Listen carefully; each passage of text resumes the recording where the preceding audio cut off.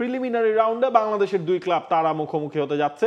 Bashundhara Kings যেখানে আল কারামা এফসির মুখোমুখি হবে এবং আবাহনী লিমিটেড তারা মুখোমুখি হবে মুরাস ইউনাইটেডের। 12ই অগস্ট ঢাকায় বিকেল 5টায় আবাহনীর ম্যাচ, যে ম্যাচটা সরাসরি দেখা যাবে টি স্পোর্টস নেটওয়ার্কে।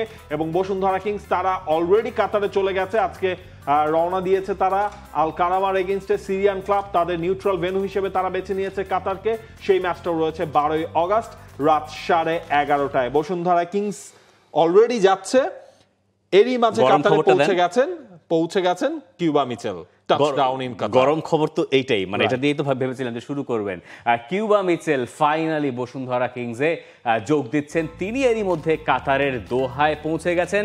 আর আমরা যখন কথা বলছি সেই সময় বসুন্ধরা কিংস রয়েছে যাত্রা পথে। এই কিউবা মিচেলের এই ট্রান্সফারটাই বাংলাদেশের ফুটবলের এই সিজনের সবচেয়ে বড় ট্রান্সফার। ইনফ্যাক্ট বাংলাদেশের ফুটবল ইতিহাসেরই সম্ভবত অন্যতম বড় ঘটনা হয়ে এটা থাকবে, যেহেতু এই প্লেয়ার সান্ডারল্যান্ডের বয়সভিত্তিক দলে খেলেছেন এবং তার বাংলাদেশ জাতীয় দলে খেলার কথা রয়েছে। বসুন্ধরা কিংসের শক্তি বাড়বে নিশ্চিতভাবেই, কিন্তু যে ম্যাচ আল কারামার বিপক্ষে তারা খেলতে যাচ্ছে তাতে বাংলাদেশের এই প্রতিনিধিরা খুব বেশি বোধহয় প্র্যাকটিসের সুযোগটাও পায়নি।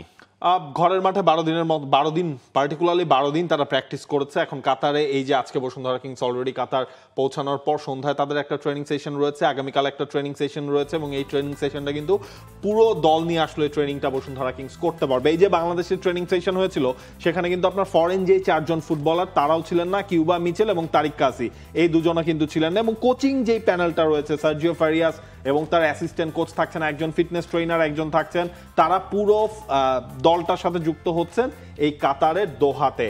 বাংলাদেশের প্রতিনিধিদের এই বসুন্ধরা কিংসের আমার মনে হয় ফুটবলারদের সাথেও যখন কথা হলো একটাই তাদের প্লাস পয়েন্ট। ধরুন অন্য সময় কি হতো, আপনি জানেন না আপনার ফরেন প্লেয়ার কারা হচ্ছে, আপনি জানেন না আপনি কাদের সাথে খেলতে, কাদেরকে নিয়ে আপনি খেলতে যাচ্ছেন, সেই কনফিউশন আসলে বসুন্ধরা কিংসকে থাকতে হচ্ছে না। ডোরিয়েলটন এই ক্লাবের হয়ে তিনি দুর্দান্ত সিজন পার করেছেন, এএফসি কম্পিটিশনে তিনি গোল করেছেন, রাফায়েল অগুস্তোর সাথে এরা সবাই খেলে অভ্যস্ত, ইমানুয়েল সান্ডে, ইমানুয়েল টনি সেই জায়গায় রয়েছে।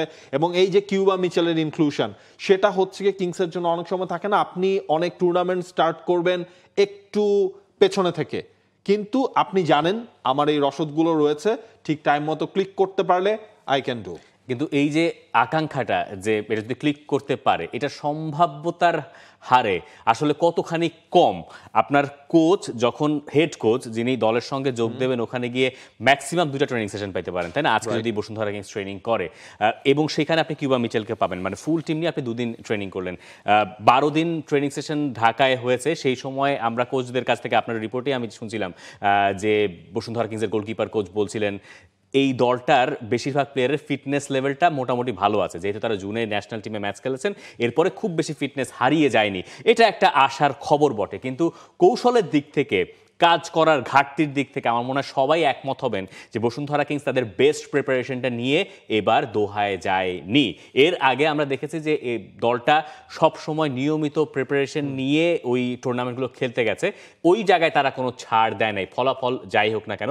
এবারের পরিস্থিতিটা ভিন্ন এই ম্যাচটায়, তাই আমার দৃষ্টিতে কিংসের জন্য আসলে প্রায় অসম্ভবকে জয় করার মতো একটা জায়গায় তাদের পৌঁছাতে হতে পারে। অনেক সময় তো বসুন্ধরা কিংসের ক্ষেত্রে এমন হয়েছে সম্ভব অনেক কিছুই তারা হচ্ছে এমন ভাবে শেষ পর্যন্ত হারিয়েছে যে সেটা হচ্ছে সম্ভবটাকে মনে হচ্ছিল অসম্ভব। এই জায়গায় যখন দুটা টিমের এই লোকাল ফুটবলারদেরকে নিয়ে ম্যাচ হয়েছিল আবাহনী লিমিটেড এবং বসুন্ধরা কিংসের গেল সপ্তাহে, সেই ম্যাচটায় বসুন্ধরা কিংসের লোকাল ফুটবলাররা কিন্তু বেশ ভালো একটা পারফরমেন্স করেছিলেন। সেই ম্যাচটা পরে ভিডিও অ্যানালাইসিসও করেছেন বসুন্ধরা কিংসের নতুন যে কোচ রয়েছেন সার্জিও ফারিয়াস, তার কাছে মনে হয়েছে যে না, লাস্ট মোমেন্টে এসে তো তিনি আপনার খুব আপদমস্তক তিনি বদলে ফেলতে পারবেন না। বসুন্ধরা কিংস যেই স্টাইলটায় এতদিন খেলেছে সেটা নিয়ে আসলে তিনি ফাইন টাচটা করবেন। এবং সিরিয়ার যে ক্লাবের সাথে খেলা আল কারামা, তারাও কিন্তু একটা 2টা প্রস্তুতি ম্যাচ খেলছে, অলরেডি একটা খেলে ফেলেছে, একটাই তারা জয় পেয়েছে। এখন তারা হচ্ছে কাতারে যে তারা পৌঁছেও গেছে, বসুন্ধরা কিংস যখন রওনা দিয়েছে এর আগে সকালবেলা হচ্ছে গিয়ে আল কারামা কাতার যে পৌঁছেছে। আল কারামাও কিন্তু কিংসকে ফেস করার জন্য তাদের স্কোয়াডটা কিন্তু মোটামুটি একটা হেভি স্কোয়াড তারা করেছে, অন্য ক্লাব থেকে লোনেও কিন্তু তারা প্লেয়ার নিয়েছে সিরিয়ার অন্য ক্লাব থেকে। সুতরাং একটা মানে টাইট ব্যাটল হবে বলে আমার মনে হয়। বসুন্ধরা কিংস আবাহনের সঙ্গে যে ম্যাচটা খেলেছে সেটা 35 মিনিটের মতো, এবং সেখানে আসলে পুরো 45 মিনিটের আমরা দেখি নাই যে 45 মিনিটের খেলা। তো এই কারণে ফিটনেসটা একটা শঙ্কার জায়গা থেকে যাচ্ছে। আবাহনী লিমিটেড অন্যদিকে তারা বেশ আগে ভাগেই এবারের ক্যাম্পটা শুরু করেছিল মারুফুল হকের আন্ডারে। তারাও তাদের দল বদল নিয়ে শেষ পর্যন্ত খুব বেশি স্বস্তিতে থেকেছে তেমনটা নয়। সুলেমান দিয়াবাতে সবচেয়ে বড় নাম, যেটা অফিসিয়ালি আগের দিন অ্যানাউন্স করা হয়েছে। এই দলের সঙ্গে তিনি ম্যাক্সিমাম 2টো ট্রেনিং সেশন পাচ্ছেন। এই ছাড়া আলামিন, কাজেম শাহ, শেখ মোরসালিন তারা নোটেবল ইনক্লুশন আবাহনী লিমিটেডের। তাদের প্রতিপক্ষ যে মুরাস ইউনাইটেড, সেই মুরাসের খেলার ধরন নাকি ইউরোপিয়ান ধাঁচের, এবং সেই দলটায় 8 থেকে 9 জন ইউক্রেনিয়ান ফুটবলার খেলেন। মানে আপনার সাক্ষাৎ প্রতিপক্ষই ইউরোপিয়ান কন্ডিশনে বড় হওয়া ফুটবলাররা। তাদের এগেইনস্টে যখন আপনি খেলতে যাবেন তখন আপনার ভুলের কোনো সুযোগ নাই।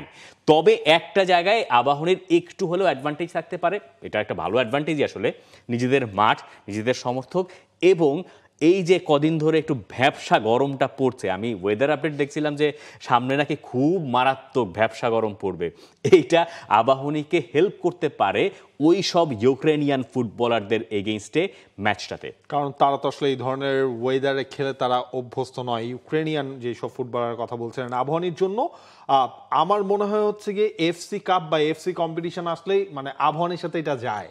আবাহনী সেই রিসেন্ট পাস্টের সেই যে হিস্ট্রিটা তারা মেক করেছিল এফসি কাপের নকআউট স্টেজে যাওয়া, আপনার সেই মানে উত্তর কোরিয়ার এপ্রিল 25-এর মতো তারাও তো ছিল খুবই স্ট্রং একটা টিম, তাদেরকে নিজেদের ঘরের মাটিতে আবাহনী লিমিটেড তারা হারিয়ে দিচ্ছিল। এই জিনিসগুলো তো ব্যাক অফ দ্য মাইন্ড কাজ করবে আবাহনীর এই দলটার, এবং আবাহনীর এই দলটা যেভাবে সেট করেছিল আমার মনে হয় ওদের যদি কোনো ল্যাকিংসের জায়গা থাকে সেটা হচ্ছে কি আপনার ডিফেন্সিভ মিডফিল্ডটা বা সেন্টার মিডফিল্ডে যায় একটু হচ্ছে গিয়ে, যদিও সেখানে কাজেম শাহকে আনা হয়েছে, তারপরও হৃদয়ের মিসিংটা হচ্ছে গিয়ে একটা মিসিং হয়ে থাকবে আবাহনী লিমিটেডের জন্য, এবং রাফায়েল অগুস্তো। এই দুটা যদি আবাহনীর এই দুজন ফুটবলার যদি আবাহনীর টিমটায় থাকতো, আমি চোখ বন্ধ করে বলে দিতে পারতাম এবার Abahani limited overall through out the সিজনের জন্যই হচ্ছে সবগুলো শিরোপা, সেটা এফসি চ্যালেঞ্জ লিগ হোক, সবকিছুর জন্যই হতো ওয়ান অফ দ্য ফেভারিটস হতো। এখন সেই জায়গায় কোচ মারুফুল হককে হয়তো প্ল্যান বি নিয়ে আঘাত হচ্ছে, যে এই প্ল্যান বিটাকে তিনি প্ল্যান এ তে শিফট করবেন। এই যে শাকিলকে যে আপনার হচ্ছে কি এখন ডিফেন্সিভ মিডফিল্ডার হিসেবে খেলানো হচ্ছে, এই শাকিলকে ডিফেন্সিভ মিডফিল্ডার হিসেবে খেলানো শুরুটাই করেছিলেন মারুফুল হক অন্য একটা ক্লাবের হয়ে। তো সেই জায়গাটায় তিনি জানেন, শাকিলকে দিয়ে তিনি মোটামুটি কাজ করিয়ে নিয়েছেন। এরপর শাকিল ন্যাশনাল টিমেও কিন্তু কল আপ পেয়েছিল সেই মারুফুল হকের ম্যাচ সুযোগ করে দেওয়ার কারণেই। এই জিনিসগুলো আবাহনী লিমিটেডের জন্য এখন ওয়ার্কআউট করতে হবে। এবং আবাহনীতে কাজেম শাহকে দিয়ে মারুফুল হক একটা আলাদা আইডিয়া ইমপ্লিমেন্ট করতে চান, সেটা মাঠে বোঝা যাবে। তিনি আমাদেরকে বলছেন যে 60 থেকে 70% পর্যন্ত কাজ হয়েছে, অর্থাৎ 30%-এর একটা গ্যাপ আছে, যে 30% গ্যাপ আবাহনীকে ওভারকাম করতে হবে মুরাস ইউনাইটেডের সঙ্গে জিততে গেলে। আর যে মাঠের কথাটা আপনি বলছেন, ওই মাঠটা আবাহনীর জন্য মোটামুটি পয়া আপনি ধরতে পারেন। 2018 সালের পরে সম্ভবত তারা আর ওই মাঠে এএফসির টুর্নামেন্টে হারে নাই।